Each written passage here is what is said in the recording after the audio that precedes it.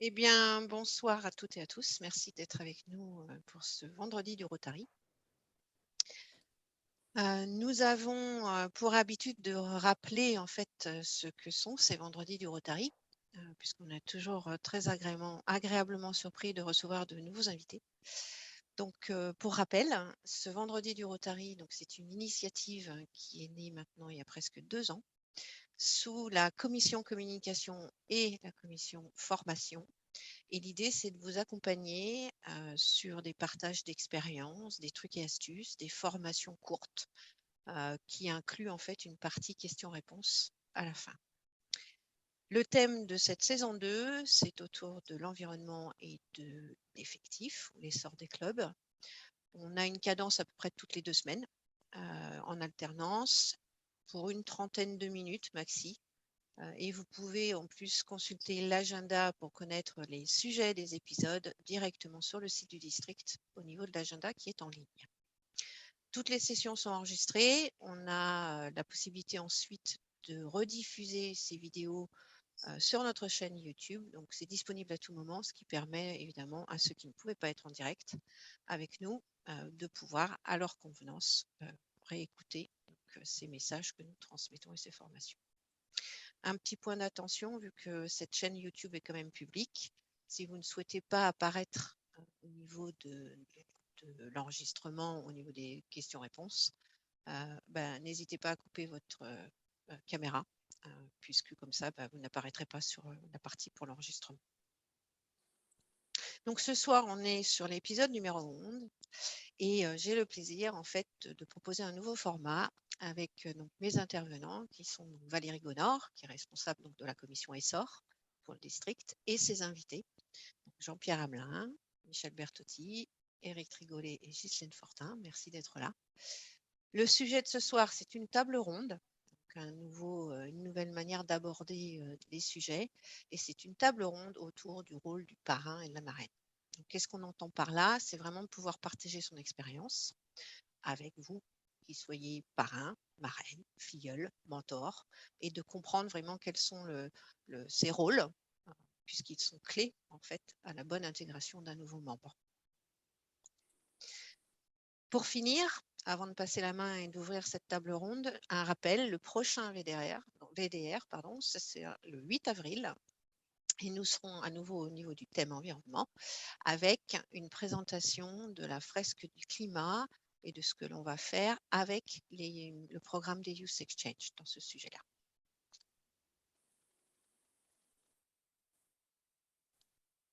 Alors, je vais arrêter de partager mon écran. Nous revenons donc à un mode mosaïque. Et Valérie, si tu veux bien, je te laisse la main. Bien, bonsoir tout le monde. Merci d'être tous là. Et bonjour donc à tous ceux que je n'avais pas encore vus. Donc, comme vous l'a dit Muriel, le sujet de notre soirée, le rôle du parrain. Alors, on va le parcourir en 3 étapes. La première est plutôt une étape, on va dire, un peu chronologique. Et donc, on va déjà parler de la sélection du filleul. Alors, dans l'idée de la table ronde, comme vous l'a dit Muriel, j'ai 4 invités, mais bien sûr, à chaque fin de question, le but aussi, c'est que tout le monde puisse parler autour de 2 sujets, bien sûr. Alors, on va commencer, donc, comme je disais, sur la sélection du filleul. J'avais perdu Eric, j'ai retrouvé Eric. Eric, alors toi qui est parrain pardon, de 3 filleuls dans ton club, là, qu'est-ce que tu peux dire sur le choix déjà du filleul avant qu'il rentre au Rotary? Ah, c'est une bonne question. Le choix de celui qu'on pense qu'il peut rentrer au Rotary, bien sûr, c'est parce que ça devient filleul qu'à partir du moment où il est rentré au Rotary. Chacun, oui, à titre personnel, moi je choisis des gens dont je pense qu'ils vont, d'abord des amis, la plupart du temps, des gens que je connais suffisamment pour les recommander. Et puis, surtout, des personnes dont je sais qu'ils vont être actifs. Parce qu'il y a des gens qui sont très intéressés, mais on ne les connaît pas suffisamment et que je n'ai pas présentées, ou d'autres dont on sait pertinemment qu'ils vont venir court pas, quoi. Enfin, je caricature, hein. Mais voilà, il faut sélectionner des membres intéressés par le Rotary et qui veulent s'engager. Mais ils ne savent pas encore qu'ils vont s'engager normalement. C'est nous qui le savons. C'est ça la difficulté, en fait. Parce que, Euh, et comment tu procèdes? C'est-à-dire que toi, tu as repéré quelqu'un. Est-ce que voilà, est-ce que tu vas lui en parler? Est-ce que tu ah rencontres oui, sa après, famille? Enfin, voilà. moi, c'est variable en fonction de la personnalité de la personne qu'on a recommandée. Il y a certaines personnes dont on sait, je savais que leur proposer, ils diraient oui tout de suite. Donc, on les prend entre quatre yeux sur un jour où on les rencontre, puis on leur parle du Rotary, et puis ça va. Il y en a d'autres, c'est pas gagné du tout. Donc, c'est plutôt. Moi, je procède par invitation à dîner à la maison avec un autre Rotarien. Et puis, on parle du Rotary, et puis on lui donne la plaquette de notre club. On parle un moment. Et puis, on laisse pas refroidir, on relance assez rapidement, quoi. Et puis, soit il dit oui, soit il dit je vais réfléchir, ou je ne sais pas si j'aurai le temps. Ou après, j'ai un catalogue d'excuses foireuses pour ne pas rentrer aussi, hein. Je veux dire, il y en a le nombre de personnes qui sont venues, qui sont toujours mes amis, mais qui disent ah ouais, mais je ne sais pas, je verrai ça quand je serai à la retraite. Je dis bon. Ou je ne sais pas si je vais avoir le temps, ou ma femme ne voudra peut-être pas. Enfin bon, bref. Ou je te dis ça bientôt. Ou l'année prochaine, c'est celle-là la meilleure. L'année prochaine, je pense. Bon. Voilà. Mais bon, alors pour ceux qui disent oui, ben voilà, c'est a priori, dans mon club, il y en a certains qui sont partis, c'est pas moi qui les avais recrutés, parce qu'ils ont eu un peu la trouille du boulot qu'on faisait dans notre club. Alors ceux qui rentrent, quand on les a sélectionnés, que ce soit moi ou d'autres, ils savent qu'il va falloir qu'ils s'investissent dans une commission, obligatoirement. Donc, quand ils disent oui, c'est quand même des futurs Rotariens qui vont se mettre au boulot, mais sans que ça soit abominable, le boulot, bien sûr. Sinon, on serait tous partis. D'accord. Ghislaine, je pense que tu as une anecdote sympathique à nous raconter concernant ta dernière filleule. Oui, alors globalement, on fait la même chose que tu fais à Sablé par rapport au recrutement, mais là, il y a eu une mesure d'exception quand j'étais à l'hôpital l'année dernière, ça fait 1 an pile, à cause du Covid. Et donc, j'ai été d'abord à Saint-Nazaire, puis 2 semaines en convalescence à l'hôpital du Croisic. Et mon médecin, je ne sais pas comment on dit maintenant, Isabelle Le Goupil, a été une personne tellement remarquable. Il m'a suivi tous les jours, on a beaucoup parlé. J'ai décelé en elle une belle personne. Et avant de quitter l'hôpital avec ma petite valise, je lui ai dit, écoutez, on va plus se voir, et c'est juste pas possible, quoi. Donc, vous vous asseyez, là, maintenant, c'est moi qui cause. Et je lui ai parlé du Rotary. Et je lui ai présenté le Rotary. Il me dit, c'est quoi le Rotary? Donc, je lui explique. Et j'ai une seule solution pour vous revoir, c'est de vous recruter dans mon club. C'est des choses qu'on ne fait jamais d'habitude, hein. Tu rencontres quelqu'un, tu prends le temps d'habitude. Mais là, il y avait une urgence. Du coup, Isabelle, elle m'a dit, bon, bah ouais, ça me plaît bien, tout ce que vous me racontez. Laissez-moi le temps de réfléchir. 3-4 jours après, elle m'appelle et me dit, OK, banco. Et elle est donc dans notre club. Elle est ravie d'être là, nous aussi. Elle fait l'unanimité de tout le monde. C'est vraiment une personne remarquable, dynamique, joyeuse, qui participe, qui est présente. Et le Rotary lui fait du bien parce qu'elle me disait qu'elle était mariée avec l'hôpital, quoi. Elle faisait que ça, bosser, bosser. Donc voilà un exemple qui est atypique parce que c'est pas du tout comme ça qu'on procède d'habitude. Mais là, il y avait un caractère d'urgence. Je ne vais quand même pas laisser passer cette belle personne et la laisser partir au Lyon éventuellement. Voilà cette histoire. Et donc, je la raconte parce que j'ai écrit un livre quand j'étais à l'hôpital. Et dans le livre, je lui ai demandé est-ce que je pouvais citer son nom. Et je parle d'Isabelle Le Goupil. Voilà mon témoignage récent. Ça montre que voilà, on peut à tout moment Oui. déceler une personne, c'est important. Est-ce que alors que ce soit Jean-Pierre, Michel ou les autres, à ce sujet, sur la sélection du filleul, est-ce que vous avez un complément à apporter ou une interrogation? Je veux bien apporter un complément sur le recrutement. On est parfois surpris, ça m'est arrivé de proposer le Rotary, tout au moins de dire à quelqu'un pourquoi tu n'es pas rotarien, et d'entendre la réponse on ne m'a jamais demandé. C'est vrai. C'est quand même un peu. Et c'est le cas, par exemple, que beaucoup d'entre vous connaissent, Serge Morvan, hein, qui aujourd'hui s'occupe des students pour le district au niveau du département 85. Ça a été sa réaction. Quand je dis, mais pourquoi tu n'es pas rotarien? Il m'a dit, ben, on ne l'a jamais demandé. Donc, parfois, il faut oser le demander, quoi. Je veux bien dire quelques mots. Oui, vas-y.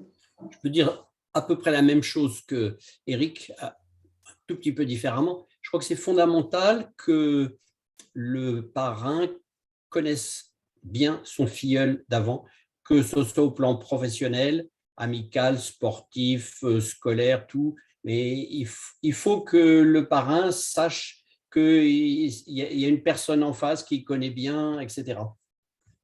Et puis la deuxième chose, c'est qu'il me paraît effectivement, comme le fait Eric, et comme tout parrain devrait le faire, il faut expliquer, il faut que le parrain explique que le candidat rentre dans un club service et que ce n'est pas simplement la table ronde, qu'il y aura des actions à faire un jour, quand il sera disponible, quand il le voudra.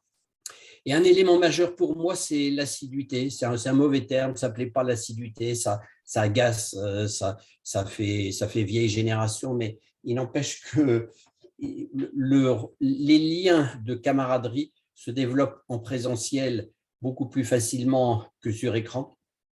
Et il faut que le candidat soit disponible pour venir aux réunions rotariennes. Si je prends mon exemple à moi, quand je suis entré au Rotary, j'avais 40 ans et mon parrain était biologiste, donc dans la même branche professionnelle. Il m'invitait au gala depuis quelques années, mais ça ne me disait pas. Et un jour, il est venu me voir en disant « Jean-Pierre, je voudrais que tu rentres au Rotary ». Et ce jour-là, c'est comme si j'avais reçu une douche sur la tête. J'ai dit « moi au Rotary », mais j'avais le Rotary très très haut. Et je me suis dit, mais non, ce n'est pas possible, je ne suis pas capable de rentrer au Rotary. J'ai mis 3 semaines pour m'en remettre. Et au bout de 3 semaines, je dis, bon, d'accord, je vais rentrer. Et les premières années, j'étais quand même pas mal pris, comme Isabelle Le Goupil, enfin, encore qu'elle réussira peut-être à se libérer. Et j'adorais venir aux réunions Rotary, j'adorais. J'adorais aussi participer aux réunions de commission, mais je veux dire que les premières années, je n'ai pas été un rotarien très, comment dire, efficace parce que j'avais trop de choses à faire au plan professionnel. Et quelque part, j'ai accumulé un certain retard de service que je suis en train de rendre au grand mouvement rotarien. Donc voilà, il faut de la disponibilité pour le candidat futur. Moi, je vais bien ajouter quelque chose par rapport au recrutement. Oui. Nous, on trouve essentiel de rencontrer le ou la, enfin, le conjoint quand il y en a un ou une, parce que c'est important pour la suite. Il peut y avoir des conjoints qui voient le Rotary d'un mauvais œil et ça met le Rotarien dans l'embarras. Donc, c'est pas mal de rencontrer les gens, enfin, le couple, s'il y a. C'est notre avis et on a souvent, d'ailleurs, des bons retours. On n'a rarement eu de mauvais retours parce que c'est l'affaire de la famille, c'est pas l'affaire d'une personne. Surtout que maintenant, le district fait un effort financier si le couple rentre aussi. J'ai vu ça. Jean-Claude, tu as quelque chose à dire? Oui, j'aimerais que l'on parle des candidats qui se proposent sur le Rotary international. C'est-à-dire que j'ai le cas très récemment d'une personne qui s'est proposée en direct, en fait, qui s'est inscrite en direct, qui nous arrive par Valérie, je suppose d'ailleurs. Donc on l'a entendu, etc. On est en train de la faire rentrer dans notre club, mais c'est encore autre chose parce que au départ, c'est quelqu'un que l'on ne connaît pas. Bon, je ne sais pas ce que vous en pensez, mais c'est complètement différent des recrutements habituels. Alors, je veux bien qu'on en parle, mais là, on commence à dévier du sujet. Hein. Là, ce soir, on est censé parler du parrain.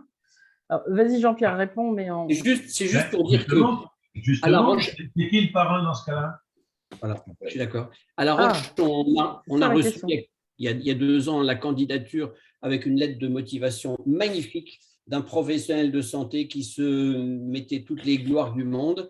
Et si on avait juste lu sa lettre de motivation, on le faisait rentrer comme ça. Et puis en fait, une enquête, on va dire, de moralité a prouvé que c'était un mauvais professionnel, procédurier, etc., qu'il ne fallait surtout pas le faire rentrer. Et il a essayé pendant plusieurs années. Alors, il y a eu le Covid, on l'a baladé un petit peu, mais jusqu'au jour où on lui a envoyé une lettre en disant c'est pas possible. Enfin, c'est pas possible. Donc, je suis un peu d'accord avec Jean-Claude. Quand on ne connaît pas quelqu'un, et ça veut dire que les candidatures par le Rotary International, il faut être très, très méfiant. Alors moi, nous, on n'a pas de... Pardon, On s'écarte un peu du rôle du parrain. Oui, oui. Oui, Alors, pour les candidatures spontanées, nous, on a une solution dans mon club pour le parrain, puisque une candidature spontanée, on lui donne tout de suite, on lui demande qui veut être parrain de la personne et qui va faire l'office de parrain. Il y a un mentor, hein, je veux dire, on va parler peut-être de mentorat, quelqu'un qui va s'en occuper. Et ça peut marcher. Alors, on a mis au point pour absorber cette nouvelle manière de recrutement du Rotary International dans mon club. Sur nos 6 dernières recrues, on a 3 candidatures spontanées. Et on met une période probatoire de 6 mois pour tout le monde, pour le club comme pour la personne. C'est-à-dire, on se donne, la personne, comme nous, peut très bien déclarer au bout de 2 mois que ça lui plaît vachement et qu'elle veut rentrer, ou attendre les 6 mois, et le club peut dire, ben non, on n'a pas encore eu l'occasion de le faire. Si ça doit arriver, ça doit être très dur. L'occasion de dire non, non, en fait, on s'est rendu compte que vous ne conveniez pas. Voilà. Donc, tu ne convenais pas. Mais ça n'empêche pas qu'il ait un parrain. On va raccrocher sur, oui, il faut raccrocher, pardon. sur le sujet. Donc, chronologiquement, on va avancer sur donc, la personne rentre au Rotary, ça devient votre filleul, comme l'a dit Eric, c'est à partir de ce moment-là. Alors, il y a une période d'accompagnement. Alors, on va séparer 2 choses. Hein. Il y a une période d'accompagnement du parrain et une période dont tout le monde pense, c'est la formation Rotary. Donc, d'abord, on va mettre de côté la formation Rotary. On va déjà parler de l'accompagnement du parrain. Je vais m'adresser à Michel et à Jean-Pierre. Vous qui avez eu un lien très important avec vos fidèles, je le sais parce qu'ils sont présents ce soir. Que pouvez-vous, alors vas-y, je te laisse d'abord la parole, toi, Michel. Qu'est-ce que tu as mis en place pour créer ce lien, cet accompagnement avec tes filleuls? Je crois qu'il n'y a qu'un seul secret. Le filleul, il faut lui coller à la culotte. Quand il vient à nos réunions, il faut vraiment être avec lui. Et si son épouse est là, il est bien que l'épouse du Rotarien s'occupe de l'épouse de l'impétrant. Ça, à mon avis, c'est essentiel. Et je pense que Jean-Marc, qui est tout en bas du tableau, qui est un de mes filleuls, ne va pas me démentir. Il a eu l'occasion de me le dire, ainsi que Christine, son épouse, qu'ils ont beaucoup apprécié la façon dont on les a entourés lorsqu'ils sont arrivés pour leur première venue dans le club. Ça, c'est vraiment essentiel. Il ne faut surtout pas laisser un futur rotarien tout seul dans son coin au cours d'un apéritif ou d'un repas. Alors, par ailleurs, pour mon vécu, je vais passer au côté formation. Lorsque le président de l'époque m'avait recruté et que j'ai été admis dans le club au bout des 3 visites, comme ça se fait souvent dans nos clubs, il m'a entraîné vers une réunion du district. Et une fois assis, je ne me souviens plus qui était, mais c'était peut-être Bernard Chagnot, le gouverneur. Une fois assis dans la grande salle, il me dit, bon, bah, tiens, tu vas me faire le compte-rendu de la réunion. Alors, je peux vous dire que c'est un peu stressant hein, quand on rentre dans un milieu où on ne connaît personne et qu'on ne comprend pas tout ce qui se dit, hein, parce que les réunions de district, ça touche tous les sujets, de la fondation au student. Quand on n'a jamais entendu le terme student, on se demande ce que ça veut dire. Enfin voilà, donc être obligé de faire un compte-rendu après une journée comme ça, c'est assez éprouvant, mais ça permet aussi de découvrir le district et de découvrir le Rotary à un autre niveau que celui du club. Ça permet de comprendre qu'on n'est pas tout seul dans son petit coin, dans son petit club et dans son petit coin. Alors parfois, on peut aussi se tromper, et là c'est une boutade évidemment, hein, dans le choix de son filleul. Je reviens sur mon camarade qui est en bas du tableau, Jean-Marc, qui, après 7 ans de rotarien, est déjà candidat et futur gouverneur. Donc ça, évidemment, c'est une grosse erreur. Mais que tout le monde... Voilà, je repasse la parole à notre animatrice. Jean-Pierre. Oui, je veux bien dire quelques mots complémentaires. Sur l'accompagnement. Oui. Quelques mots complémentaires du parrain. Donc, pas en qualité de parrain. Cette année, je suis le secrétaire du club. Et on a eu un entrant récemment, Vincent, professionnel, actif, assureur, etc. Et très vite, dès qu'il est arrivé, son parrain, qui est aussi le président du club, qui était un ami à lui, m'a dit Jean-Pierre, pour tout ce qui est la pratique, c'est toi qui vas gérer, tu l'aides pour ouvrir un compte sur MyRotary, sur Rotary Mag, sur le district, etc. Et donc, rapidement, le secrétaire que je suis a été amené à établir des liens avec ce filleul pour le guider à ouvrir ses comptes, pour le guider dans la préparation de sa conférence statutaire, etc. Donc, ça veut dire que le secrétaire du club peut être complémentaire, en tout cas dans les premiers temps. Après, on verra bien. Il en restera peut-être quelque chose avec ce Vincent. On verra, je vous le dirai dans l'avenir. Merci. Qu'est-ce Jean-Marc, je Jean-Marc reviens. prend la parole. Jean-Marc, Oui, Valérie, Jean-Marc. si je peux rajouter un point, c'est que le rôle du parrain il est vraiment efficace quand le parrain connaît le Rotary. Oui. Voilà, déjà d'une part. C'est bien beau de dire qu'un tel peut être complémentaire. Si le parrain ne connaît pas le Rotary, c'est un échec. Donc il faut que le parrain connaisse le Rotary. Dans le cas de Jean-Pierre, si le parrain a orienté son filleul vers Jean-Pierre, c'est qu'il sait déjà à quoi sert un secrétaire, ce qui est déjà un avantage, ce qui n'est pas le cas dans tous les clubs. Donc la première chose avant de recruter et d'être parrain, c'est de connaître le Rotary. Il faut au moins de faire l'effort de le connaître. Tu as tapé dans le mille, Jean-Marc, pour le parrain de Vincent. Si je reviens sur ce qu'on bon, parce qu'on avait un petit peu préparé, hein, donc sur l'accompagnement, Jean-Pierre ou Michel, on avait parlé aussi, on avait parlé de proximité entre le parrain et le filleul. Est-ce que vous avez quelque chose à rajouter, ou Eric, là-dessus, ou Ghislaine? Je pense que je veux bien prendre la parole 30 secondes. Vas-y. Dans l'accompagnement, c'est aussi le suivi de ce filleul, à savoir lorsque on sort d'une réunion, on peut soit l'interroger immédiatement, soit le lendemain en disant bon, qu'est-ce que tu as pensé de la réunion? Est-ce que tu penses que tu vas te plaire? Qu'est-ce que tu voudrais avoir comme information complémentaire? Voilà un peu ce qu'on peut faire dans l'accompagnement. Mais comme disait à l'instant Jean-Marc, la formation est vraiment un rôle important, et notamment de la connaissance du Rotary, parce que beaucoup de membres de mon club ne sont jamais allés au district, même s'ils ont plus de 30 ans de Rotary. Alors moi, je peux rajouter quelque chose rapidement pour ce que tu viens de poser comme question, Valérie.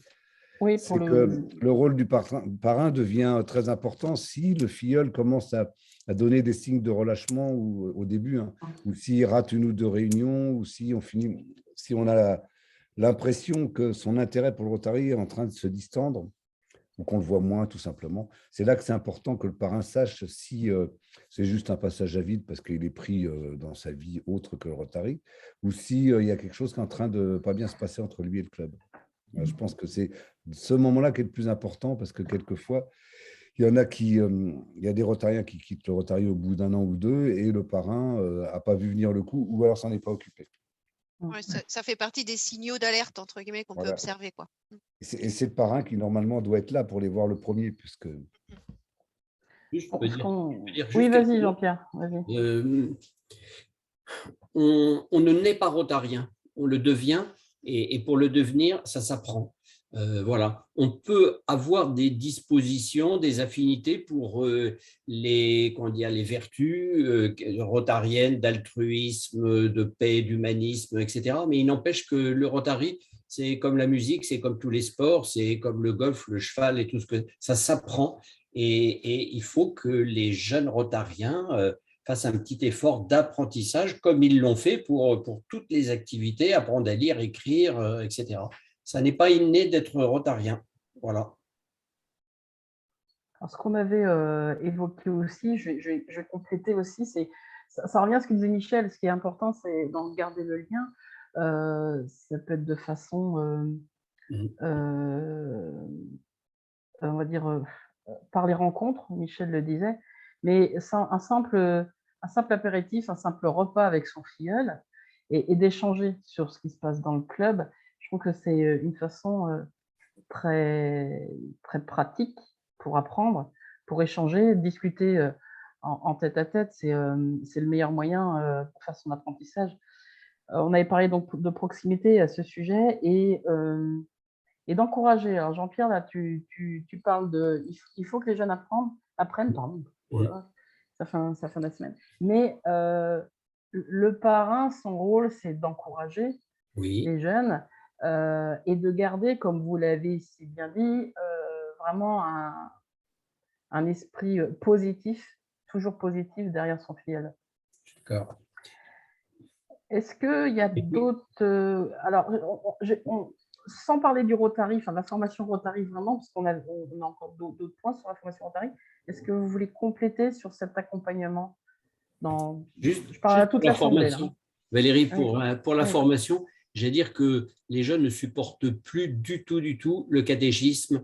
Donc, il faut qu'ils apprennent le Rotary par imbibition, par présence, toutes les réunions du club, du district, etc. C'est comme ça qu'on apprend. Et on a eu quelques échecs retentissants dans le club parce que le catéchisme, ça ne marche pas du tout. C'est même très répulsif. Ouais. Voilà. Ouais, le catéchisme tel que nous, on l'avait appris, en tout cas. Ouais. La minute rotarienne, on avait parlé de ça. Très important. Oui.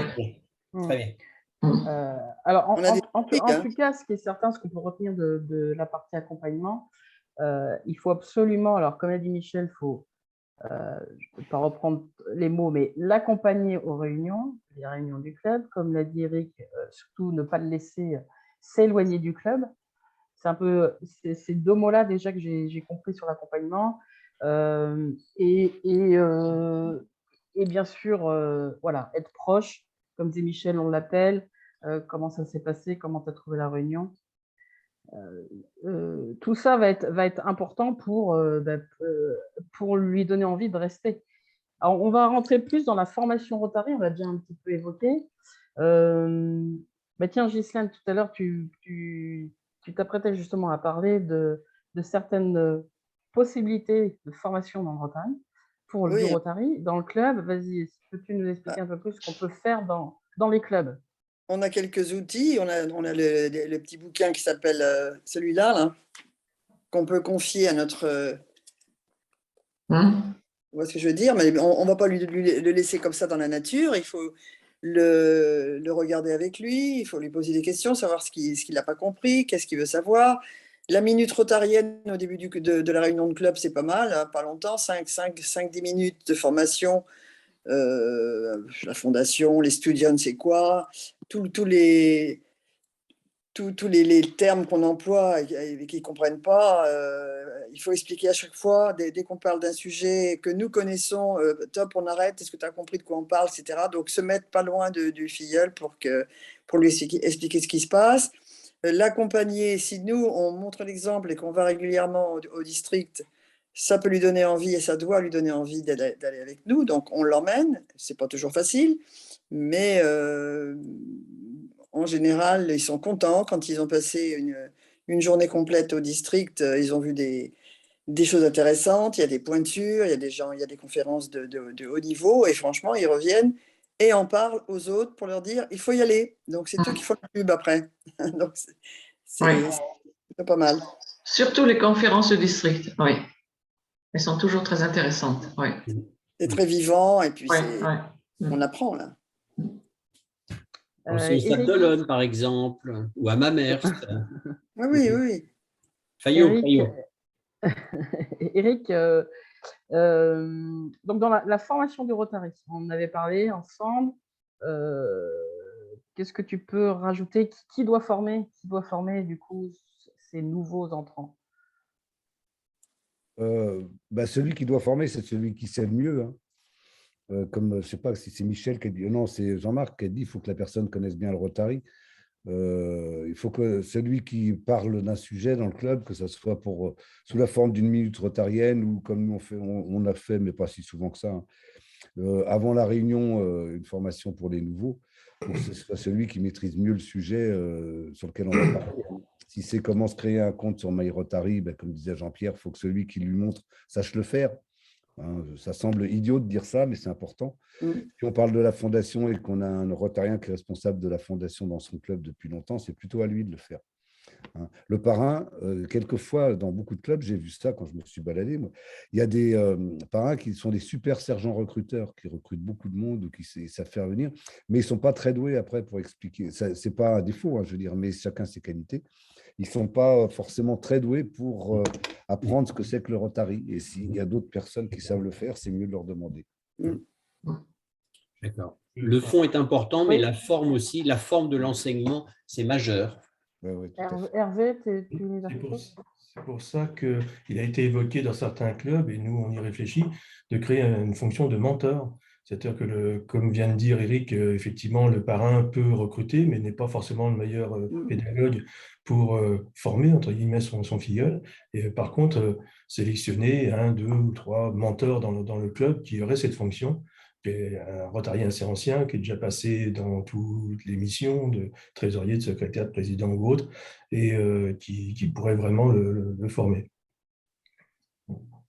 Pour toutes ces tâches, j'ajouterais volontiers que l'empathie est quelque chose de fondamental. On l'a dit déjà plus ou moins tout à l'heure, mais il faut… Benjamin, tu fais quoi? Pardon? Donc il faut que le mentor ou le parrain, il faut qu'il aime son filleul ou le filleul qu'on lui présente. Il faut que ça apparaisse dans les liens. Sur la formation, est-ce que quelqu'un souhaite rajouter quelque chose? Parce que là, on arrive au bout des 3 sujets. Oui, Gisèle? Oui, je voulais dire qu'après, on peut demander au filleul quels sont tes besoins, qu'est-ce qui t'intéresse, qu'est-ce que tu n'as pas compris. On peut aller dans l'autre sens, aller vers les besoins de la personne plutôt que de lui inculquer d'en haut la grand-messe. C'est aussi intéressant d'aller vers lui. Ouais. Et y aller progressivement, en fait. Oui. Mais écoutez, on a abordé les 3 sujets dont on avait parlé. S'il n'y a pas d'autres remarques ou questions, je vous propose de conclure. Est-ce qu'il y a d'autres questions ou remarques? Donner envie. Oui. Ah, c'est mon slogan, ça, s'il te plaît. Très chouette. Super. Ça pourrait faire une très bonne conclusion. Plein de bons conseils. Merci. C'est une très bonne conclusion, Michel. En tout cas, il y a en fait, moi j'ai retenu 3 points. Bien sélectionner son filleul, bien l'accompagner, alors pas forcément dans l'apprentissage du Rotary, mais le parent doit quand même accompagner son filleul, comme on l'a dit, et bien s'assurer qu'il se plaît en club. Et ensuite, à charge du club de mettre en place la formation, ou du parrain de trouver un mentor, ou alors le parrain d'être lui-même celui qui va pouvoir apprendre s'il en est capable. Mais comme on l'a déjà dit, il faut absolument que ce soit quelqu'un qui connaisse le Rotary, qui puisse en parler. Et puis, voilà, le mot de la fin, Michel, c'est donnons envie. Donner envie.